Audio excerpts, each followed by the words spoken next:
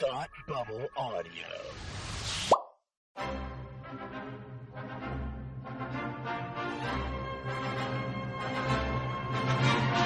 Look, up in the sky. You will never find the more wretched hive of scum and villainy. Welcome to Beer with Geeks with Tim and Frank. Who are you? I'm Batman. I am Iron Man. Your friendly neighborhood Spider-Man. Hi, Christopher. I'm Nero. My name is Inigo Montoya. You're a wizard, Harry. A couple of guys with a couple of beers and a whole lot of pop culture nostalgia. Make it so, number one. Ladies and gentlemen, the Beatles. Name the dog, Indiana. Life finds a way. I am serious. And don't call me Shirley. Now sit back and crack open a cold one, because it's time for Beer with Geeks. It comes in pints. Shaken, not stirred. Great Scott! I was way off. I knew it started with an S, though.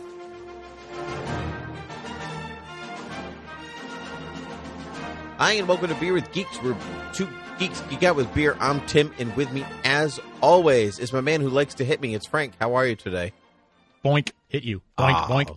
I'm good, buddy. How are you? I'm doing well. I almost forgot our intro, even though we've been doing this for almost 500 episodes. It's fine. Hey, by 500, it'll be muscle memory. Don't worry about I it. hope so. Yeah. Isn't that sad? Like, when you think about it, like, how many times have I said that? Not even counting the times that I've screwed up and, like, we've had to restart or for whatever reason, and I still, like, can't exactly get it out the way that I want to. It's okay. It's a fumbly kind of intro, you know, on purpose. And, you know, I'm kicking myself nearly 500 episodes later. But for doing that to myself, whatever. Frank, how are you today? I'm good. What are you drinking today? I, good sir, am drinking a Weihenstephaner Festbier. Oh, I love that beer. Mm-hmm. It is so good. It is Weihenstephaner. Yeah, I never know how to pronounce that. I don't either. Exactly. German. Weihenstephaner. I'm going to say Weihenstephaner. You're a Weihenstephaner is what you are. Yeah. Cool. That's. I'll try not to take that personally. Yeah, don't. I was called I was written on my board, but then it was crossed out. So I do believe that they were saying that I wasn't this, but I was called a Sussy Chewbaka. A Sussy Chewbaka. Hold on. I'm using my one lookup for this. This is your one lookup. Yeah. Sussy Chewbaka. I was called a Sussy Chewbaka today, or it was crossed out on my board. It said, you know, Mr. My last name is a Sussy Chewbaka, but the Sussy Chewbaka was crossed out. So I think that I wasn't that. And I had to, I looked at it and I looked at the class and I was like, all right, I got nothing. Like, you have to help me with this one. Yeah. I'm usually pretty good. Like, I got Sussy as being like, you're sus, which is suspicious. But Baka, I couldn't get. But it's from Baka, like B-A-K-A or K-K-A? Yeah, B-A-K-A, which is a My Hero Academia character. Which I was actually kicking myself a little bit because I watched the first 3 seasons of My Hero, so I felt like I should have known that. And so, but it's like, you're a suspicious idiot is basically what it translates to. Because I know that Baka is the Japanese word for idiot. That's funny that you know that. Yeah, our buddy Andrew showed me enough anime in high school that one. That's what stuck. Yeah, that's funny. Yeah, so I am not a suspicious idiot. I think, or somebody thinks I am, and that's exactly what someone would say if they were a suspicious idiot and didn't want anyone else to know. Who knows? Sussy Chewbaka, well, can you imagine just being? I mean, not even a time traveler, just a few generations removed, and trying to decipher that without any context, getting a text as kind of first source material, right? You know, and you're like, okay, Sussy Chewbaka, here we go. It's tough. It's tough, man. Yeah, anyway. Mm-hmm. Yeah, what are you drinking? I'm drinking a beer that I've been actually looking for years. I'm thrilled to have found it.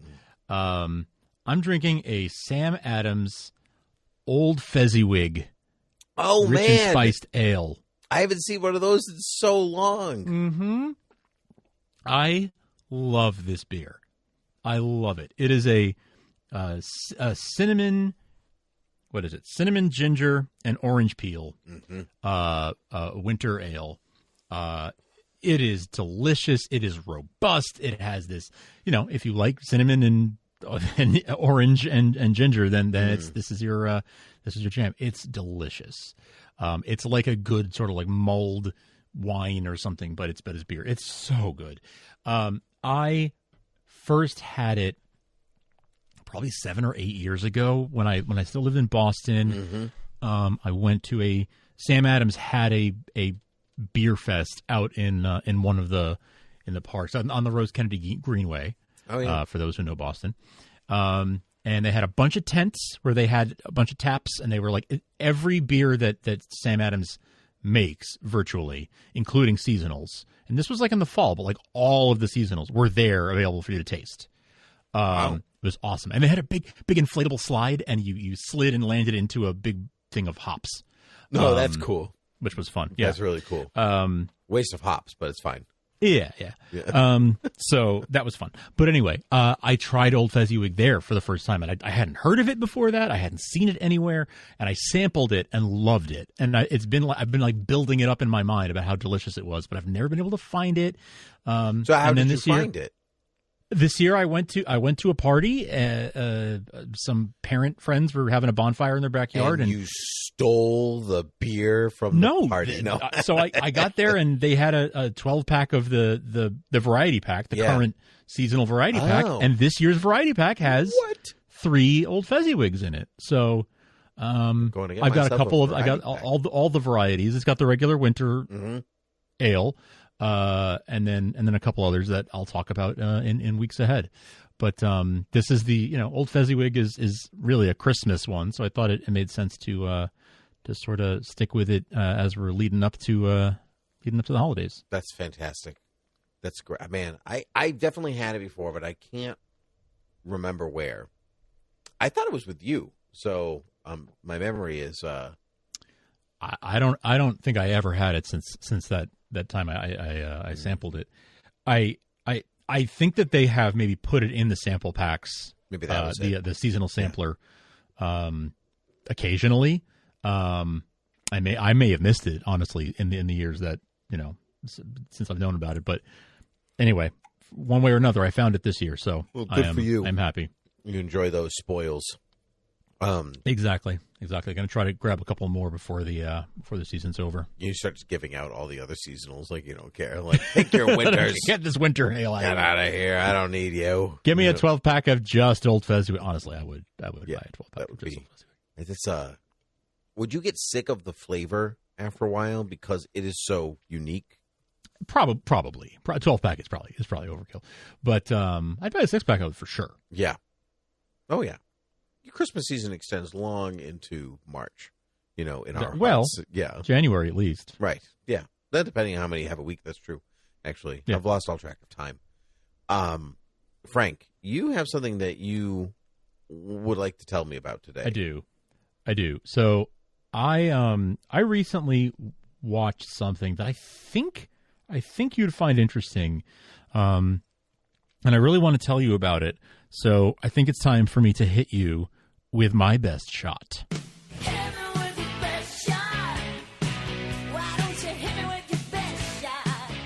That's right.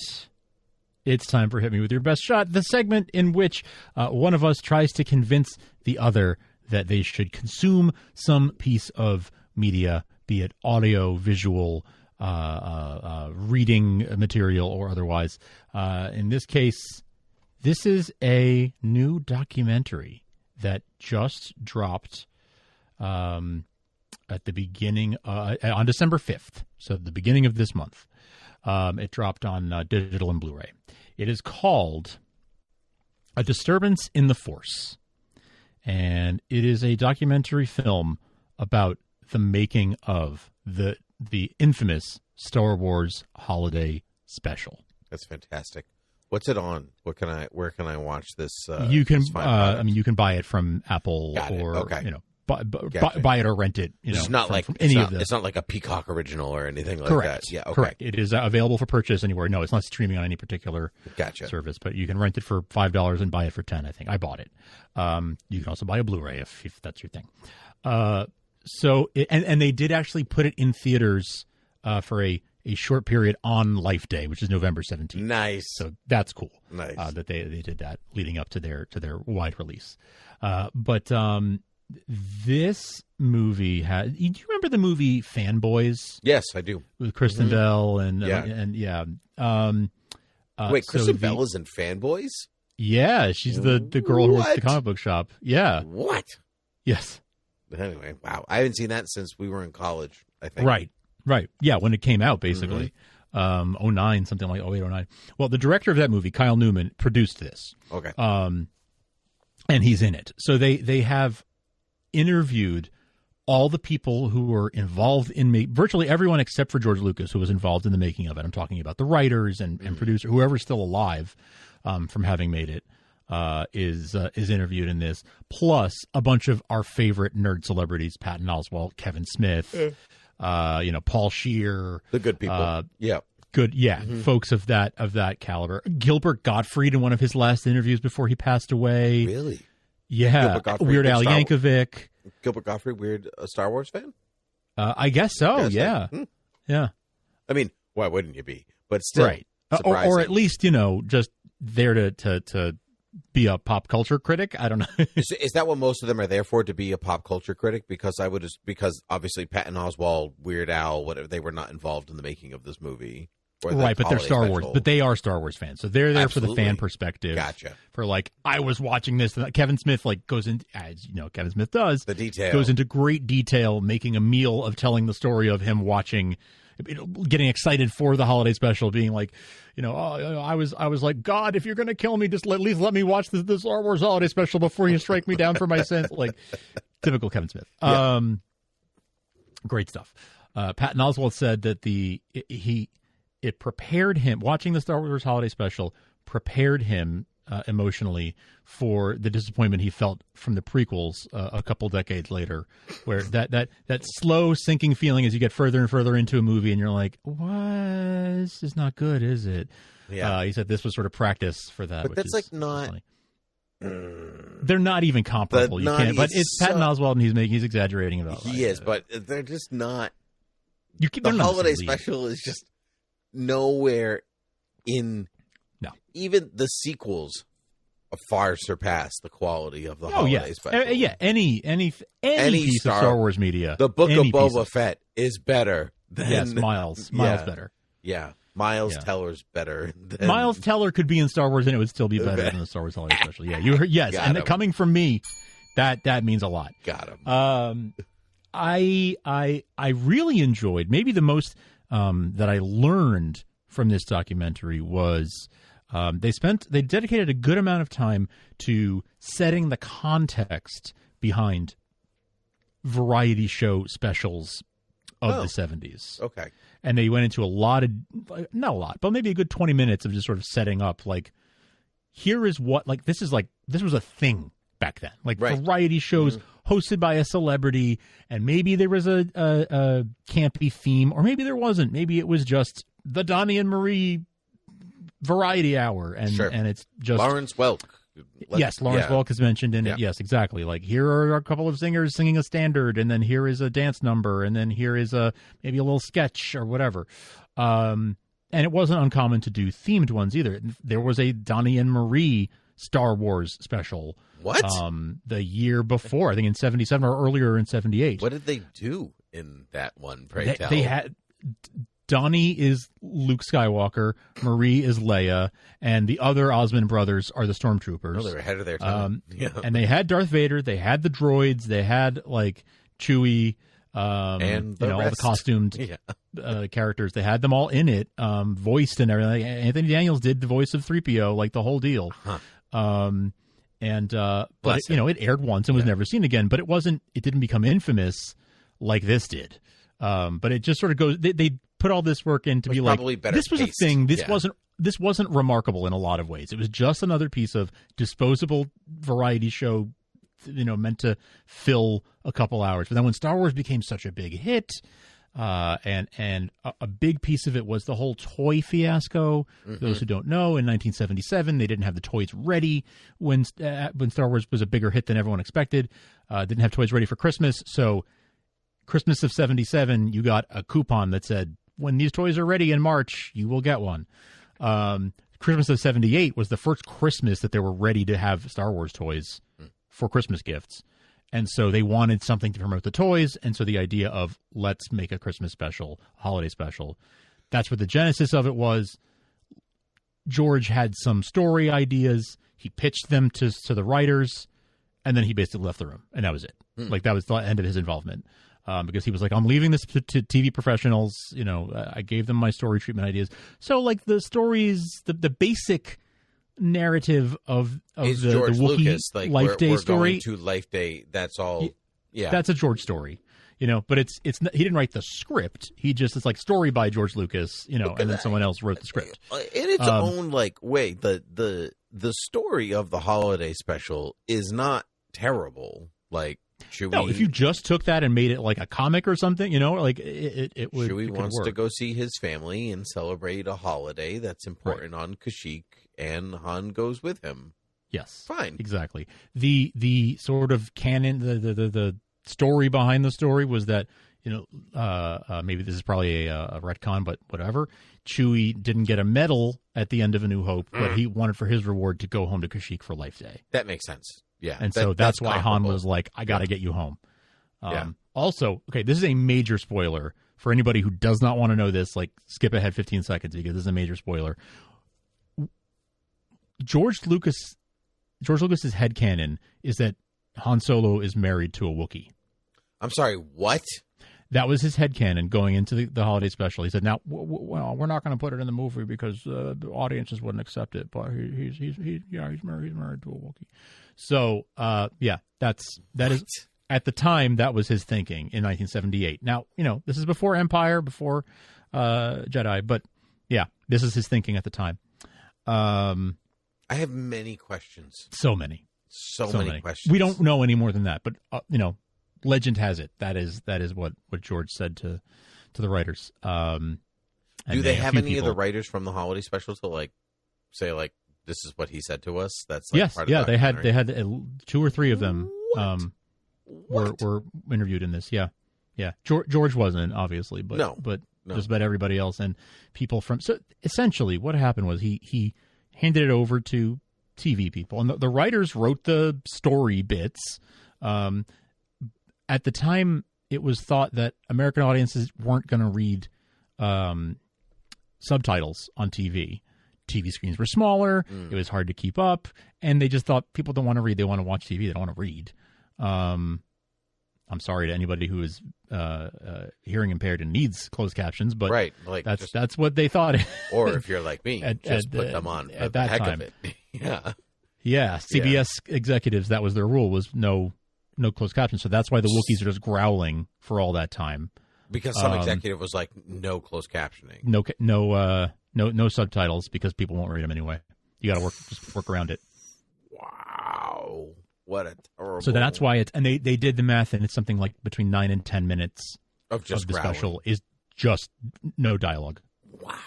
It's just them, yeah. I mean, also not a terrible thing in a different context. Yeah. Right. Like, I've seen movies where, like, nobody talks for 10 minutes. It's a thing. Sure. But not in a holiday special and not in a thing for kids. And not straight up dialogue. Right. But you can't understand. Right. Yeah. So it 10 minutes out of a 2-hour special. That's was true. When no somebody's dialogue. when there's no dialogue, normal, or it's not like you're like watching them do something, not sitting in a room having a conversation that you cannot understand. Absolutely. Yeah. Yeah. So that's how that happened.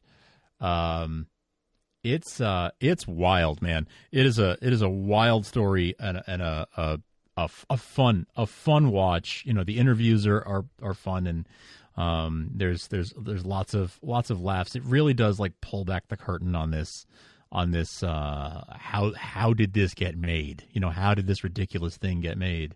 I have a question. Yeah. If Han Solo, this is again going back to the spoiler, if people want to skip ahead, let's say 20 seconds. If Han Solo is married to a Wookiee, why isn't he visiting his Wookiee wife or make mention of anything? Why is it never hinted at? Because George thought audiences wouldn't accept it. People wouldn't accept him being married to a walking dog. Yeah, I'd have many questions. I can't unknow that information now. You know what I mean? Right. I can never unknow that that's a path that character might have taken. It's just, it says a lot about his relationship with Chewie, and just a lot. There's just a lot to take in. It's just a lot. Yeah, I don't like it. How forced were the trio to be in this movie? To be in the holiday special? Yeah. They were forced and negotiated with. Mark Hamill says, George was sort of asked him, like, please do it for me. I need, I need this. Just please do it. And so, Mark was like, well, I mean, he gave me my career, so like, yeah, obviously I'll do it. Yeah. But he wasn't excited about it. Same for Harrison Ford, like wasn't excited about it, but also gave him his career. Also gave him his career. And he said, I think he was joking about this, but he said it was in his contract. I think that was just a joke. Yeah. Carrie Fisher was talked into it because they said, okay, we'll give you a song. That was a stipulation I think I knew that. I didn't know that. I mean, I knew the song was a big piece of the special. I remember, but yeah, she that was like one of her negotiation things. It was fine, but I have to sing it. And not that she was a singer, but whatever she wanted. That was attractive to her. Was getting like, to sing. If I'm going to do this thing, I might as well go all in. Maybe she just liked those variety specials in the first place. So, I mean, her mom was Debbie Reynolds, so it's not like extraordinarily out of the. I mean, even her father being Eddie Cantor. Eddie, thank you.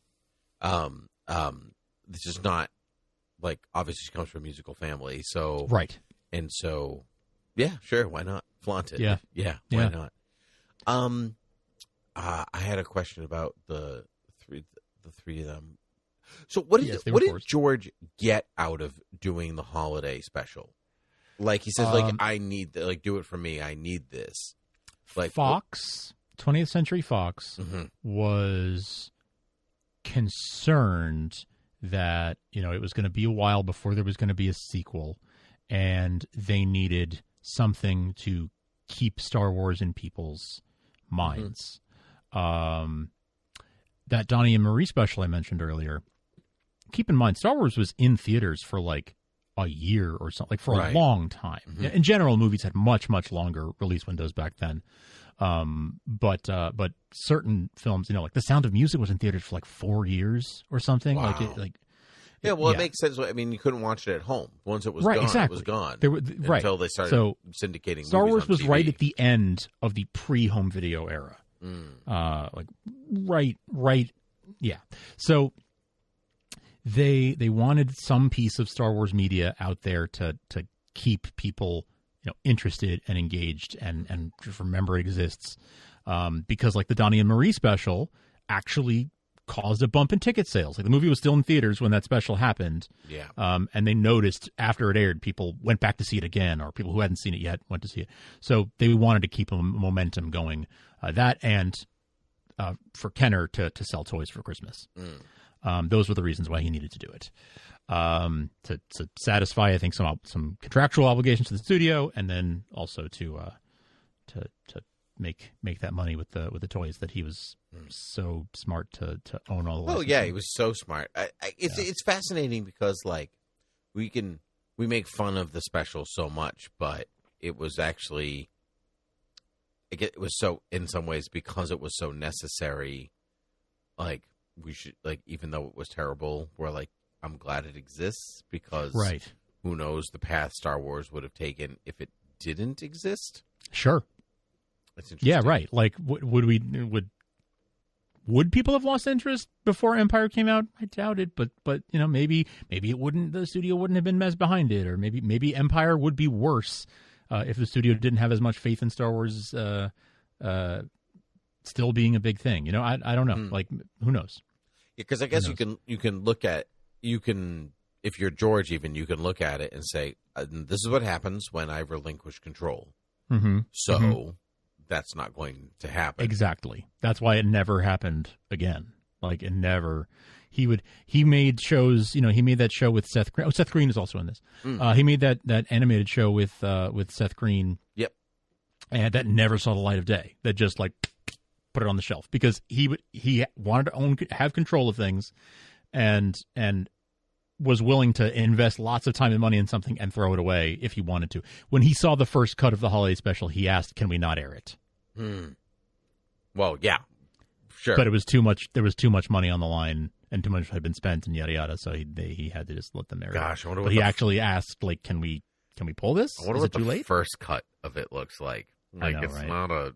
The final cut is not anywhere close to being good. Right. So it could have used a couple of more passes and then the trash. It's funny. They have archive interview footage of like Harvey Korman and B. Arthur, and they ask them, so what was that?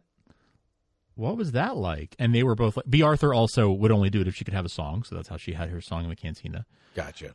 Gosh, I forgot B. Arthur was in it. That's right. Yeah, right. And then Harvey Korman was like, I don't know what I was doing. I was just, I don't know. Like it was a job. I did it. It was weird. I didn't understand it. I didn't know it was weird. Which is pretty much what you expect. That was kind of what B. Arthur said too.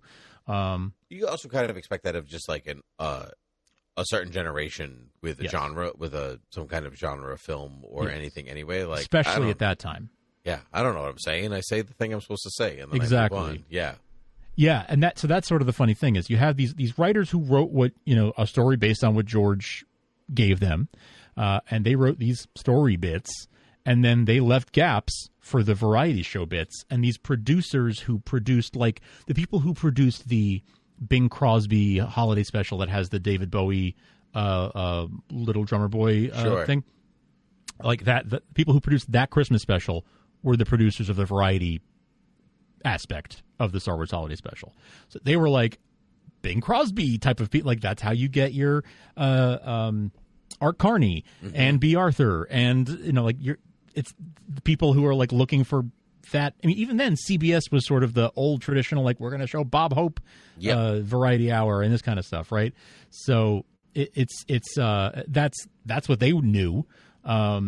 They picked Jefferson Starship probably just because they had Starship in the name, because they were older. It's like the way we pick theme beers on the show. Yes, like, very much like that. That's the spaceship on it. Yeah, yeah. So that's the story. So that is how this Frankenstein thing got made. It was supposed to be an hour, and the network was getting more and more excited about it, so they expanded it to 90 minutes and then finally 2 hours. So there's a lot of filler in there that wasn't originally in there. The Diane Carroll Wookiee VR uncomfortableness was supposed to be Cher, but she backed out at the last minute. Well, good for Cher, I guess. She made the right call. Yeah. Well, all I can say, Frank, I'm definitely going to watch it because I feel like there's more to uncover. Yes, that I would like to know. The holiday special is just a Sussy Chewbaka. That's what it sure is. Oh my it's God. A Sussy Chewbaka even. Oh, you did it. That's great. There it is. Yeah. Yes. And by the way, I should mention a couple of years ago, we did a Thought Bubble Audio holiday special. We did. Where we and our friends from Hate Watch with us watched the Star Wars holiday special and talked about it after the fact. I will link to that in the show notes. It was a really fun episode of a fun discussion that we had. It was we laughed a lot, so I recommend checking that one out if you're looking for something to listen to this time of year. Sussy Chewbaka makes it sounds like Jabba the Hutt. Sussy Chewbaka. like that's. Anyway, Frank, where can people find us? You can find us at beerwithgeeks.com. You can support us by leaving ratings and reviews in whatever podcast app you like, or by supporting us over at patreon.com/thoughtbubbleaudio. Kick us a couple bucks and help us keep paying the bills to make the show. You can subscribe anywhere podcasts are found. Check out the website if you want. It should be in your podcast app. Show notes should be in your podcast app. But if not, hey, check it out on beerwithgeeks.com and find old holiday episodes like the holiday special that I just mentioned, but lots of other holiday episodes, all at beerwithgeeks.com. Check them all out there. Very good, Frank. This was an excellent best shot. Until next time, cheers. Cheers.